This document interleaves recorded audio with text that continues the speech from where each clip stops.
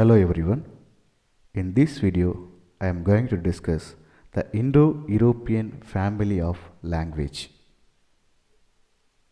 Introduction. The history of English began a little after AD 600. The ancestor of the English, the language were wandering in the forest of northern Europe. Their language was a part of Germanic branch of Indo-European family. The people talking this language spread to the northern coast of Europe. In the time of Roman Empire, among these people, the tribe called Angles, Saxon, Jude, which is called Anglo-Saxon, come to England. The first Latin effect was in the period Latin affected the language with the merchant traveling the tribe. Some of the words taken from Latin or kettle, wine, cheese, butter, chief. The English language and indeed most European languages traces its original root back to a Neolithic, which means late Stone Age. People known as the Indo-European or Proto-Indo-Europeans who lived in Eastern Europe and Central Asia from sometime after 5000 BC. Different hypotheses suggest the various different date anywhere between the 7th and the 3rd millennium BC. We don't know exactly what is the original Indo-European language was like, as no writing exists from that time. The very earliest example of writing can be traced to Sumerian in around 3000 BC. So our knowledge of it is necessarily based on conjecture, hypothesis and reconstruction using comparative method through the modern linguistics have been able to partially reconstruct the original language from common element in a daughter of language. The Indo-European family tree,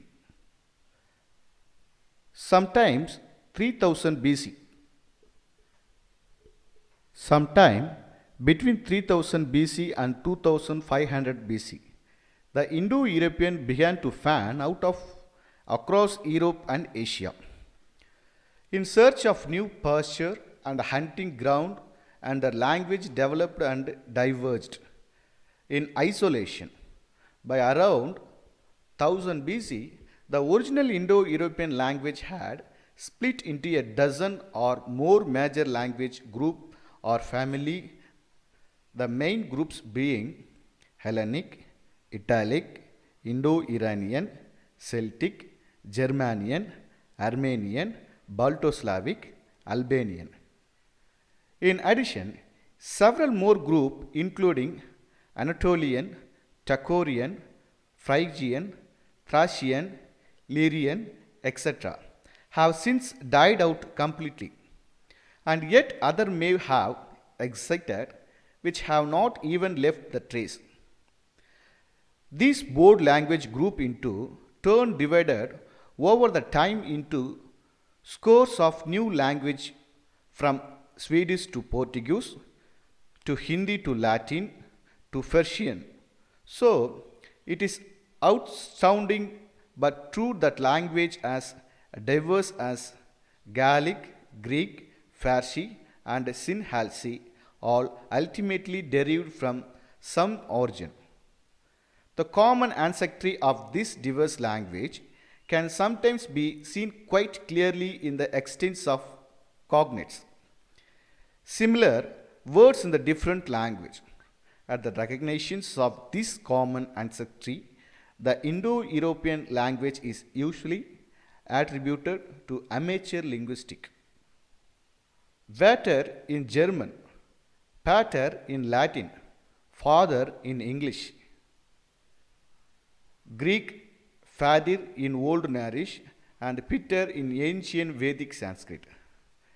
Brother in English, Breuer in Dutch, Bruder in German, Praether in Gaelic, Brur in Old Norse, and Brother in Sanskrit. Three in English trees in Latin, Greek, German, Dutch, and Sanskrit. Germanic.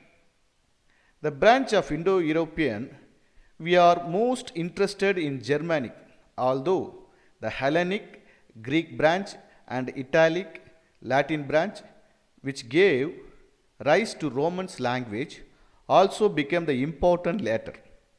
The Germanic or Proto-Germanic language, a group can be traced back to the region between the Elbe River in modern Germany and southern Sweden of 3000 years ago. The earlier Germanic language themselves borrowed some words from Aboriginal, non-Indo-European tribe which pursued them, particularly words of natural environment. The Germanic group itself also split over the time of people migrated into other parts of continental Europe. North Germanic, which evolved of Old Norse, and then into the various Scandinavian language. Swedish, Danish, Norwegian, and Icelandic, but Finnish of Estonian, which are Uralic, not Indo-European language. East Germanic spoken by people who migrated back to Eastern and Southern Eastern Europe and whose three component language branches Bulgarian, Vandalic, and Gothic language spoken. Eastern Central and Western Central Europe early first millennium AD all died out over the time. West Germanic answered the Old German, Old Saxon, Old French, Old Low Frankish, and other which turn gave rise to modern German. Dutch, Flemish, Low, German, Frisian, Yiddish, and ultimately English. Thus we can say English belongs to West Germanic branch in the Indo-European family of language. Old English. When England was established, there were several kingdoms, and the most advanced one was Northumbria. It was the period that the best of Old English literature was written, including the epic poem Beowulf. In the 8th century, Northumbrian power declined, West Saxon became the leading power. The most king of West Saxon was Alfred the Great. He found and established schools, translated or cursed to be translated many books from Latin into English. So the Old English, the invading Germanic tribe spoke similar languages, which in Britain developed into what we now call Old English. Old English did not sound or look like English today. Native English speaker now would have great difficulty understanding Old English. Nevertheless, about half of the most commonly used words in modern English have Old English roots. The words be storm and water, for example, derived from Old English. Old English was spoken until around 1100 AD. Example of Old English, part of Beowulf, a poem in a Old English, is a public domain. Middle English. Between 1100 to 1200, many important changes took place in the structure of English, and Old English became a Middle English. The political event which affected the administration system and language was the Norman conquest. In 1066, they crossed Channel and they became the master of England. For the next years, England was ruled by the king whose native language was French. On the other hand, French could not become the national language because it became the language of court, nobility, polite, society, literature, but it did not replace as the language of the people. English continued to be the national language, but it changed too much after the conquest. In 1066, William the Conqueror, the Duke of Normandy, part of modern France, invaded and conquered England. The new conquerors, called Normans, brought with them a kind of French which became the language of royal court and the ruling and business classes. For a period, there was a kind of linguistic class division which lower class spoke English and the upper class spoke French. In the 14th century, English became a domain in Britain again, but with many French words added. This language is called Middle English. It was the language of great poet Chaucer, but it would still be difficult of native speaker to understand today. Early modern English. Between 1400 to 1600, English underwent a couple of sound changes. One change was the elimination of vowel sound in certain unstressed position at the end of the words. The change was important because it affected thousands of words and gave a different aspect to the whole language. The other change is what is called the great vowel shift.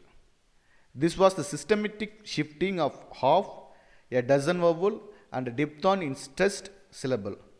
For example, the word name had in Middle English a vowel something like the modern word father.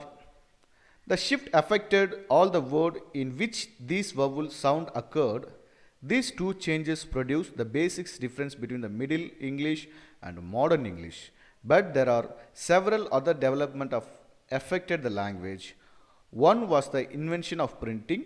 It was introduced to England by William Caxton in 1475. After this book became cheaper and cheaper, more people learned to read and write to advance in communication. Example of early modern English. Towards the end of Middle English, a sudden and distinct changes in pronunciation, the great vowel shift started, with the vowel being pronounced shorter and shorter. From the 16th century, the British had contact with many people from around the world. This and the renaissance of classical learning meant that many new words and phrases entered the language. The invention of printing also meant that there was now a common language in print. Books became cheaper and more people learned to read. Printing also brought a standardization to English, spelling and grammar became fixed.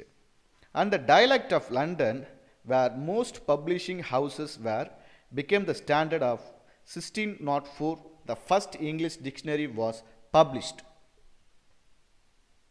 Recent development. In order to establish the language, they developed a dictionary.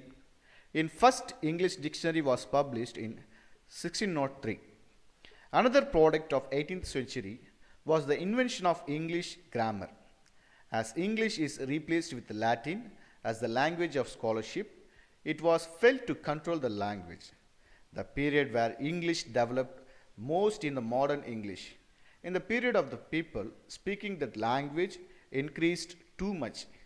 Now, English is the greatest language of the world, spoken natively and as a second language.